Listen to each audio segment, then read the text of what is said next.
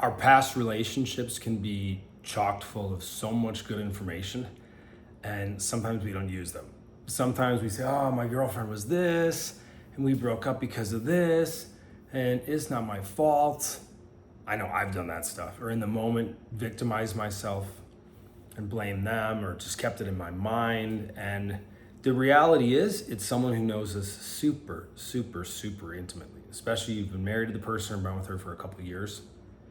You could argue that no one knows you better than she did at that time. And obviously you're not the same guy you were 10 years ago or last year, but last year would have different information that if you had a relationship end that 10 years ago would have. So I want to tell you this story, and it was one of the best pieces of advice I ever got from an ex-girlfriend. We were dating, I was 29, so it was like 11 years ago. And we had dated for a couple of years. It's actually what brought me to Columbia. We're together for a year. We had met through Facebook, had things in common like NLP, holistic living, and biohacking. I think the term biohacking wasn't that popular back then. It's in 2000, what year would this have been? 2015, early 2015. Spirituality, meditation, things like that. Tony Robbins at the time. And we were together for a year. And then after a year, we broke up at a Tony Robbins seminar. We got back together because we both happened to be at an NLP master practitioner seminar like 3 or 4 months later. And I ended up doing the relationship long distance, and it's what brought me to Columbia. And we broke up a month after, not living together, but living in the same city. And I just knew, as much as she had to offer, that we had different values in enough ways, and we were going in different directions. And that's a whole nother story. Being in Colombia, not speaking Spanish, and all this stuff back then. So when we broke up for the last time, and for good, I don't think it was right after. I think we talked months later, because we still considered getting back together like many couples do. I don't know if you've done that. I've done that. You break up and you're like, what if I don't find someone? Or this girl was especially a great girl. So I hadn't met anyone like that at 29 years old. She stood out by far, different than everyone else. And she told me something I'll never forget. And this could be something for you to think about now. If a girlfriend, an ex-girlfriend, has told you something, even though it could be harsh, maybe it wasn't said in the nicest way, it could be something that really, really, really serves you. Because your mom knows you well, she doesn't get to look at you the same way. Your buddies know you well, they might have other things they know about you, but they probably don't know what your ex-girlfriend knew at the time. And I thought I really knew who I was and what I wanted and blah, blah, blah back then. And I did more than I had at any other point in life. Again, this was 11 years ago. And she told me something I'll never forget. She said, I want a man who knows who he is and knows where he's going. And I'd like to know that he knows that soon. I don't remember what she said exactly, the first couple dates. So I can look at who he is, look at his life, look at where he's going. And he's inviting me into that life. And it's yes or no. It's not, hey, when you change this and change this and change this, and I change this and change this and change that, it's just yes or no. And some of you might be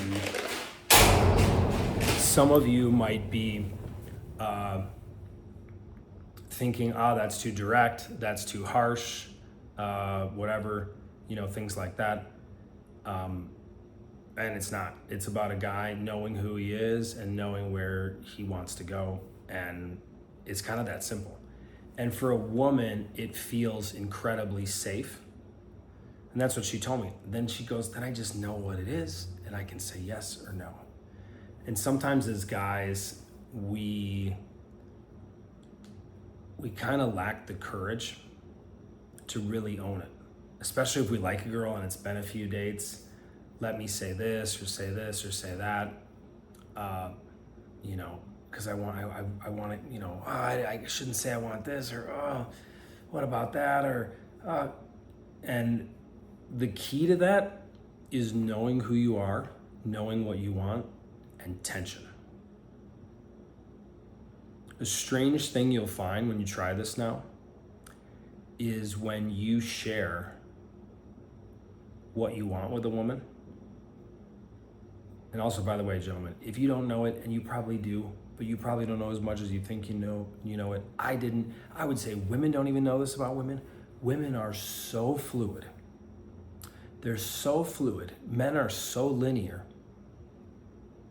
We're very different as humans. We're like cats and dogs. So by telling someone on a first, second, third date, yeah, this is what I want, this is where I'm going, it provides such a safety.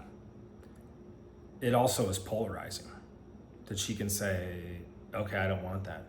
Or she might say, yeah, that's one of the things I may have wanted, because women are like that. It's like the ocean. Like the tide's not always the same. I was talking to a female friend about this the other day, and she's like, but how does a woman make a relationship vision? We feel different all the time. And I was like, make a different relationship vision every couple days with your cycle, so all parts of you are in agreement. She's like, that's a good idea. But with owning what you want to find someone who wants that. And then the fearful voice goes, what if the thing I want, what if I don't find the girl and she's not like this, or she doesn't live in my city, or she doesn't have this body type, or da-da-da-da-da. It gives masculine certainty and direction to go. This is who I am, this is where I'm going. And at this point too, is when a woman will test you. Well, would you be open to this? And to go, no.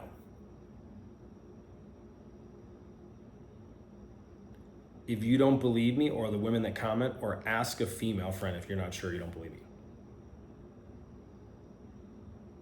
It provides safety. It's kind of like a boat, like a ship, like an international steel ship. It's ship number 147, and it's going across the Atlantic. It's a ship, it's number 147, it knows where it's going. That's it. And I used to not feel this way. I would invite you to consider that if you're a guy, to really figure that out first. Why am I here? Who am I? And where am I going? Because if we're dating without that, she can't really open up fully.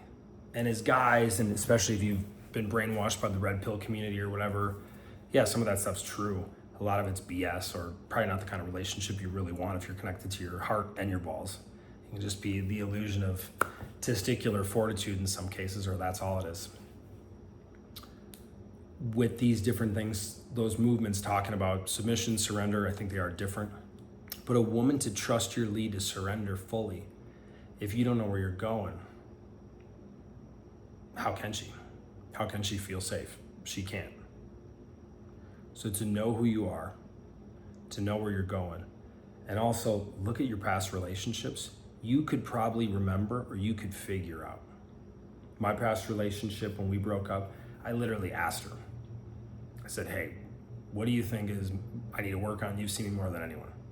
It's a weird thing to do, but we did that, got back together, broke up. We needed different things.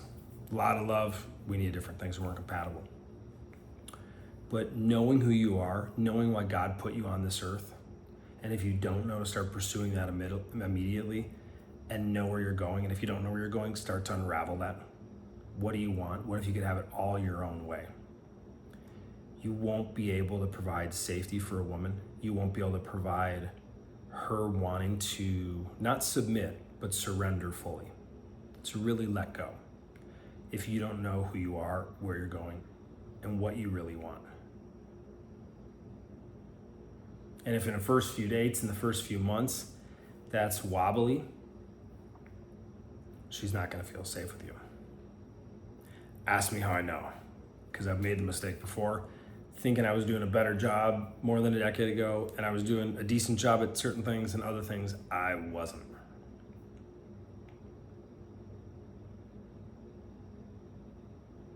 And if these questions make you uncomfortable as a guy, that's really good. It's not here to judge you. It's not here to make you wrong because you're not sure what's my life purpose, Who am I as a man? Where do I want to be in 10 years? And oftentimes, if we have no idea, or it's hard for us to like connect or commit to where we want to be in 10 years, that same pattern will show up in our intimate relationships that we've had issues committing. So, who are you? Where do you want to be in 10 years? Where are you going? What did God, what did the universe, whatever you want to call it, why did they put you here?